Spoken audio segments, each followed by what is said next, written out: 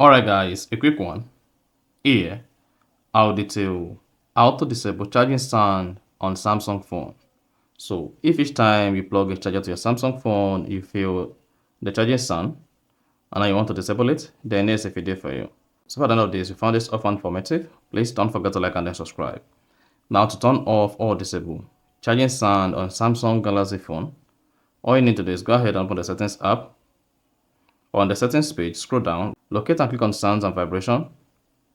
Now under sounds and vibration, scroll down the page and then click on system sound. Under system sound, scroll down to sounds and then make sure you disable charging. So if charging is enabled, your Samsung phone sound will beep each time your phone is charging.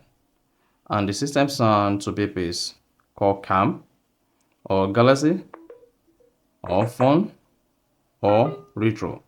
Now for you to disable this charging sound on your Samsung, just toggle this off and then you're good to go. So that is basically how to turn off or disable charging sound on Samsung phone. So if you found this offer informative, please don't forget to like and then subscribe.